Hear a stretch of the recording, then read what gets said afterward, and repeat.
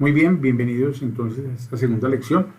Recordemos entonces que estamos tomando aquí algunos de los autores. Hay 50, 100 autores más que han escrito al respecto en este siglo XX acerca de la administración, pero yo he tomado algunos de ellos que me parecen relevantes. Vamos a ver en el texto, que es lo que les toca hacer a ustedes, revisar ese texto y esas páginas en las que verificarán que allí hay otras miradas de la administración, pero aquí vamos revisándola desde una perspectiva específica asociada con estos autores, ¿cierto?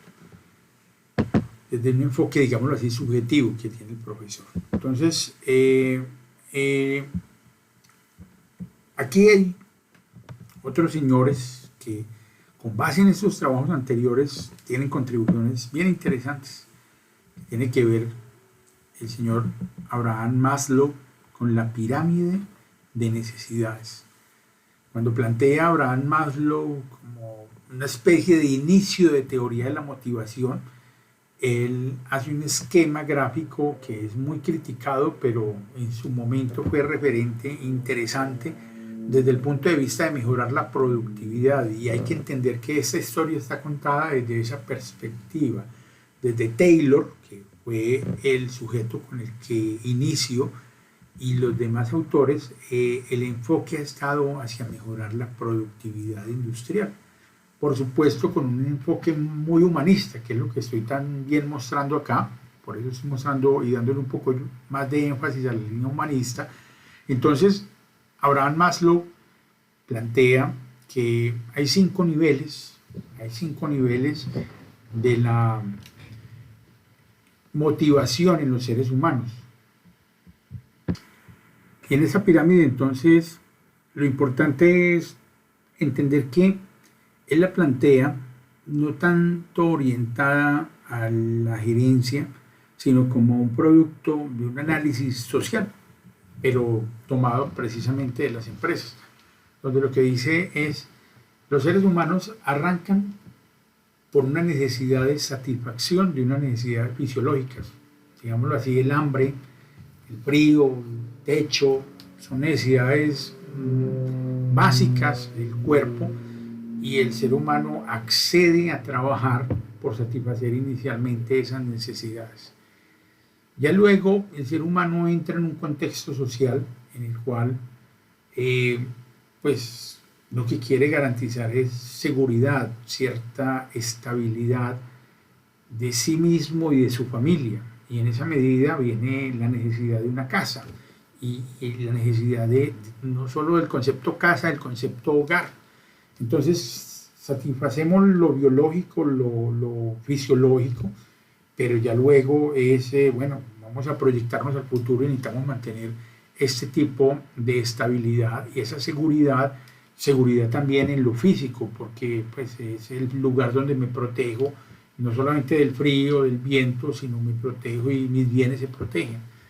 Luego hay unas necesidades más sociales, de integración, de ser en un contexto social, de participar en un entorno social, y es allí donde entra nuevamente entonces la religión, aquella institución que desde diferentes civilizaciones nos muestra su importante papel, digámoslo así, cuestionado por muchos, pero su importante papel a la administración, y es, bueno, ya el nivel 3 de necesidades que se requiere satisfacer es el de las necesidades sociales, donde hay una interacción, donde yo necesito que el otro sepa que yo existo, y donde pues se crea un diálogo que, más allá de hablar sobre lo personal individual, sobre lo íntimo, es hablar sobre lo espiritual, y en esa medida nos relacionamos a partir de ese código que es hablar de lo espiritual,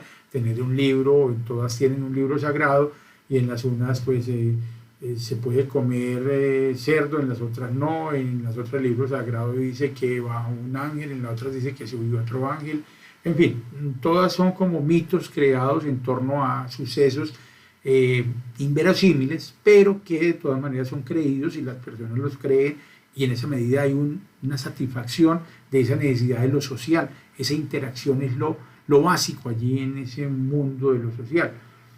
Y ya pues vendrán otros asuntos que tienen que ver con esa participación en lo social, y viene el siguiente nivel, que es el nivel de la estigma y el reconocimiento. Entonces ya viene la sofisticación de eso social, y es como yo destaco dentro de esos grupos sociales, bien sea por mi vestimenta, bien sea por mis pertenencias, bien sea por mi acumulación, bien sea por la forma de mi casa, bien sea por la forma en que me relaciono con los demás, pero vienen entonces otros mecanismos de estímulo y niveles de satisfacción, y esa escala de necesidades entra a abrir otras posibilidades para el desarrollo de los seres humanos. Y la última escala, que tiene que ver con la autorrealización, y es esa necesidad o ese grupo de necesidades como más específicas de trascender, de dejar huella. Entonces las personas entran con esa necesidad de escribir algo, de procrearse, de dejar una prosapia de hijos, o de dejar un legado, de dejar algo material. En fin, hay diferentes formas de trascender, y ese es el modelo de escala de necesidades de Maslow. Entonces, es muy utilizado dentro de lo que es la teoría de la motivación en las organizaciones, y nos vamos a dar cuenta que aquí Herbert lo va a utilizar precisamente desde una perspectiva distinta, y ya él lo que entiende es, hay unos aspectos que se denominan aspectos de motivación y otros aspectos que son de higiene. Los aspectos de motivación son los que realmente generan ese anhelo por satisfacer esa necesidad, y los aspectos de higiene son cosas como el salario, la seguridad industrial, las condiciones y las herramientas de trabajo, que son básicas, no me motivan. Venga, yo tengo que abrir un hueco, no hay pala, hay asadón, no está la herramienta adecuada. Ay, me va a traer una pala, pues eso no me va a generar una motivación, eso es necesario, eso es un factor de higiene, no me motiva, me genera simplemente pues una conformidad frente a lo que es el requerimiento de cumplir con mi trabajo. Pero si usted me dice que si abro tantos huecos adicionales puedo llevarme un 10% más de la paga, entonces ya con base en eso se genera una motivación, y hay un factor de motivación en una escala del dinero. Hay otros factores de motivación, medallas, el cuadro del empleado del mes, etcétera. Hay otros factores que ya Herbert logra diferenciar como factores de higiene y factores de motivación. Hay otro señor dentro de esa misma línea, que es Douglas MacGregor. Douglas MacGregor es un hombre bien interesante, porque él plantea entonces, ya dentro de esta perspectiva de lo que es la escuela humanista, que hay una incidencia muy fuerte de lo que es la percepción de quien gerencia la organización frente a lo que hacen y cumplen, cómo se motivan sus empleados, más allá que lo que los mismos empleados creen. ¿Y a qué se refiere Douglas MacGregor?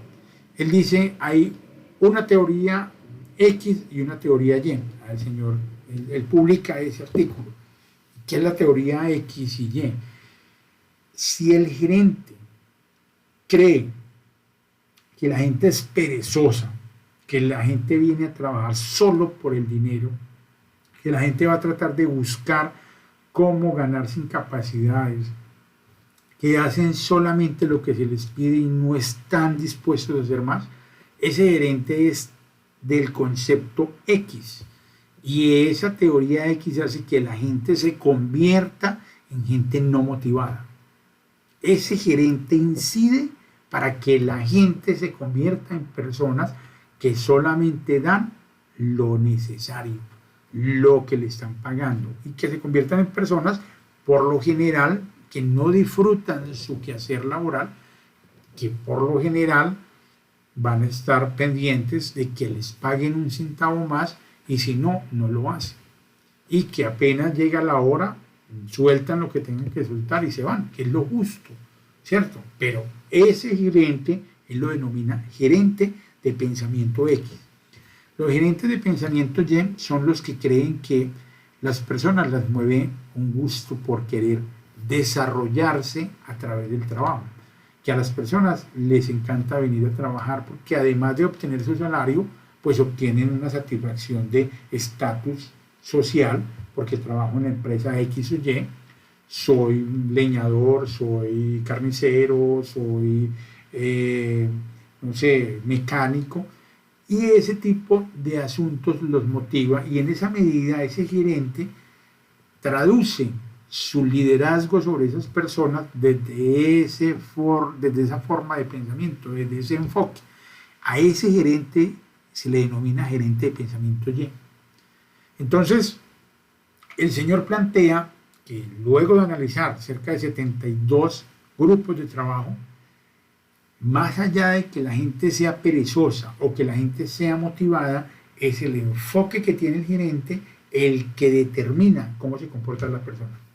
Ahí también, al igual que con la pirámide de Maslow, al igual que con la teoría de la motivación de Herbert, al igual con el asunto de la teoría X y la teoría Y, hay todo tipo de discusiones, porque son estudios muy pequeños que para ser comprobados requirieron otros estudios y los resultados no se han podido generalizar.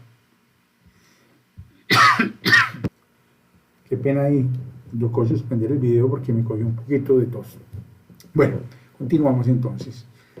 Por esta línea, en paralelo con esos señores que venían proponiendo en esa década del 30, 40, 50, modelos más enfocados a lo humano, aquí hay otros autores que, como Deming, lo que producen son textos en torno a la mejora productiva, pero ya articulando los métodos matemáticos. Russell Ackoff, por ejemplo, mejoramiento de procesos utilizando la matemática y la estadística, mejoramiento de procesos utilizando la investigación de operaciones y métodos un poco más sofisticados de lo que es el álgebra matricial, los modelos de programación lineal aplicados a la optimización del trabajo, no solamente de los trabajadores, sino de las máquinas también, los procesos productivos en general, incluyendo el almacenamiento, la logística interna, lo que es el proceso productivo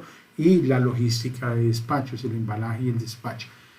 Estos señores entonces hacen parte de una escuela que es más matemática, una escuela que es de los sistemas, es entender el proceso productivo más complejo. El ser humano hace parte de ese proceso productivo, pero no es para ellos el centro como tal, es parte del proceso productivo y no es que sean antihumanos, sino lo que pasa es que se concentran más en cómo enriquecer la concepción de empresa productiva y el proceso administrativo desde el enfoque holístico. Una empresa que refleja algo interesante, que luego va a ser la inspiración de Masaki Mai, esta empresa es Toyota, es el modelo TPS.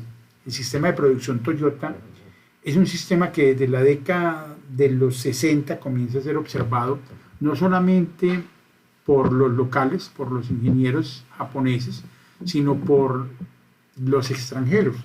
Viajan norteamericanos a entender Toyota, siendo que había pasado Japón 20, 15 años de la guerra, de la Segunda Guerra Mundial, les habían lanzado 2 bombas atómicas, pero Japón se recupera a nivel industrial y una de las empresas que marca la diferencia es Toyota.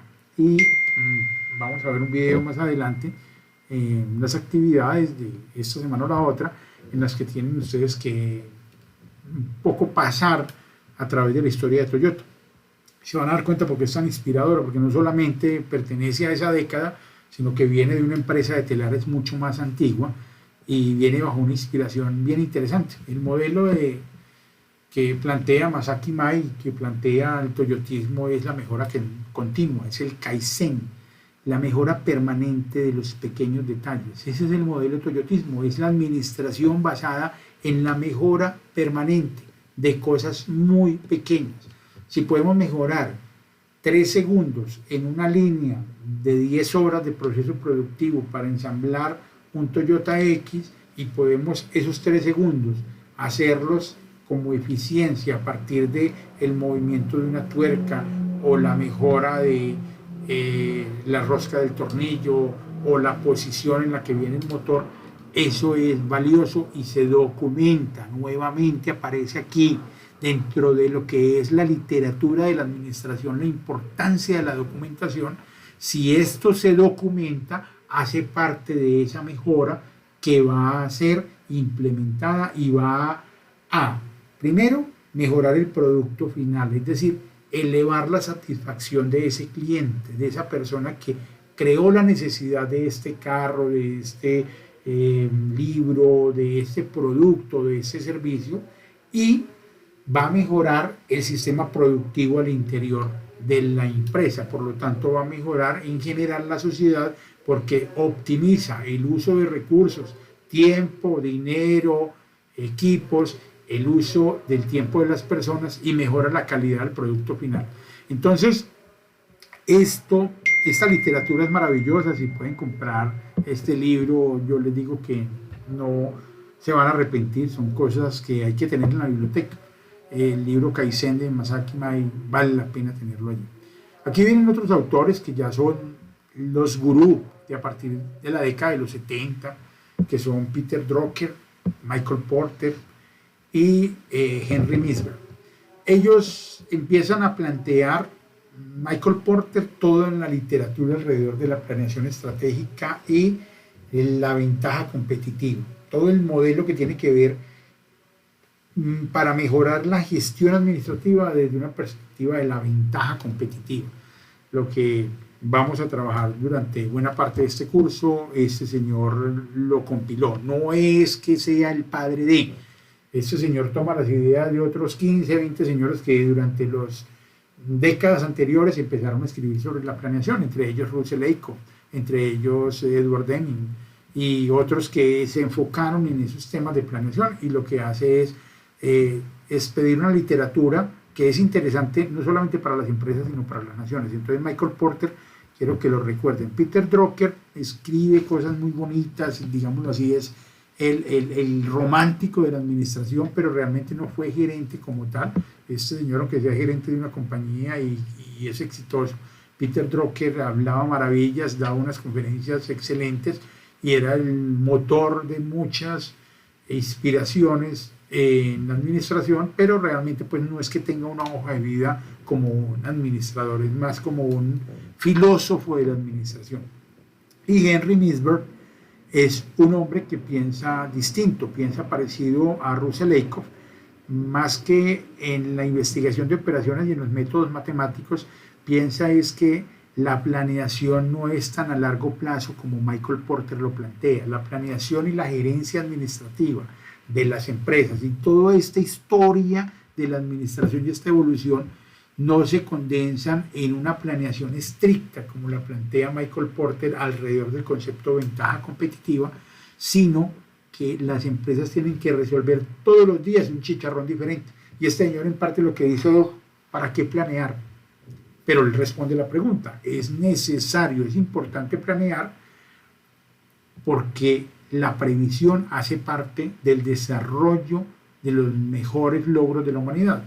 No obstante, el administrador, el gerente, tiene que entrar en una noción de comprensión de que es necesario planear porque las cosas no van a salir como las planeamos, pero hay que ir corrigiendo los rumbos hasta lograr los objetivos planeados. Pero ese señor hace una crítica muy fuerte a lo que es la planeación exagerada y las empresas que castigan demasiado al gerente por los indicadores de planeación. Entonces, allí Misberg es como un compensador de la literatura y un crítico. Ambos escriben sus libros, pero escriben más como en revistas como Harvard Business Review y otros, digámoslo así, journal de administración, donde conversan a través de epístolas, a través de sus artículos.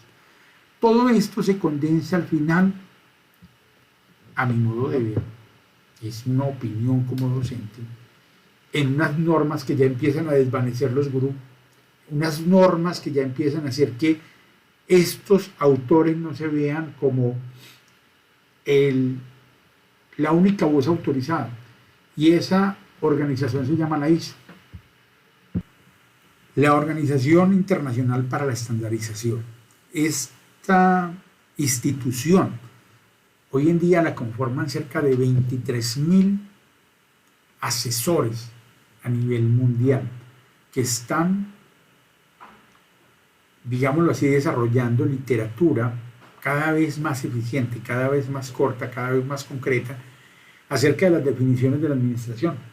Están definiendo permanentemente, cada 4 o 5 años, cada 8, las actualizaciones. La primera, pues, 1994, la familia de las normas ISO y ISO 9000, y luego en el 2000, 2008 y 2015 ha habido actualización de la ISO 9000 con su fundamento y vocabulario, pero adicionalmente con la ISO 9001, que se convierte como en la base de las normas que reúnen toda la planeación administrativa, que reúnen todo lo que es la motivación, el respeto por el trabajador, el proceso de selección, la documentación permanente y la mejora continua. Reúnen toda esta historia de la administración, reúnen todo esto que hemos estado hablando acá de una manera muy eficiente. Y es el papel que tienen ellas, condensar toda la literatura para que las empresas hagan su tarea mejor. Las empresas son personas jurídicas, son seres que cohabitan la sociedad con nosotros. Como nos pueden hacer grandes favores, nos pueden hacer grandes daños. Las organizaciones desarrollan productos y servicios que nos pueden servir para satisfacer nuestras necesidades, pero que también nos pueden matar.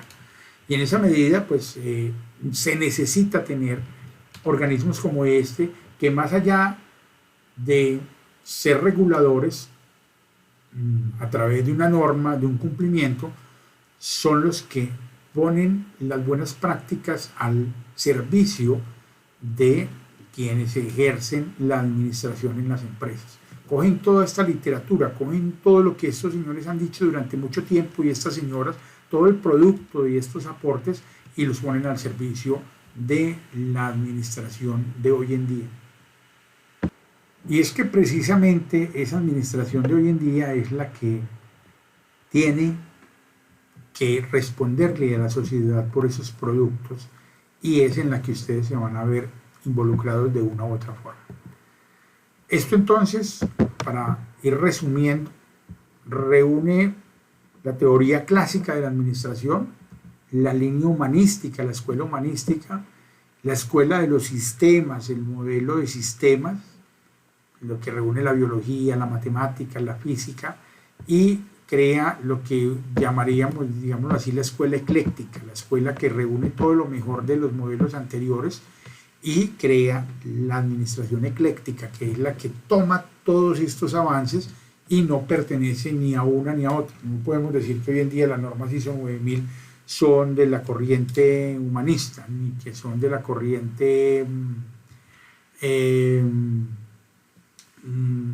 clásica. No, reúnen teoría burocrática, reúnen teoría humanista y reúnen el modelo de sistema, ¿cierto? Entonces, aquí es donde podemos ver que todo esto se condensa también en lo mismo que había dicho por allá Taylor hace mucho tiempo. El señor Taylor y el señor Fayol, que se habían esforzado desde principios de siglo por mejorar las condiciones del trabajo, mejorar las condiciones del trabajador, nos habían recalcado que es fundamental gastar muchos recursos en planear para luego saber cómo se organiza, se dirige y se controlan los procesos productivos de bienes y servicios. Ese es el cuid de este asunto. Esto es lo que nos deja el siglo XX. Digámoslo así, el siglo XX toma toda esa literatura, toma todo lo que trajeron las civilizaciones anteriores y lo empaca en un paquetico que hoy en día vamos a resumirlo. No está todo ahí, pero vamos a resumir lo mejor posible, y más que en los libros de Robbins, de Kuhn u otros libros administrativos, lo reúnen las normas ISO 9000. Entonces, Esto es el final de esta última lección de esta semana. Listo, vamos a la actividad y espero que todo marche muy bien para ustedes.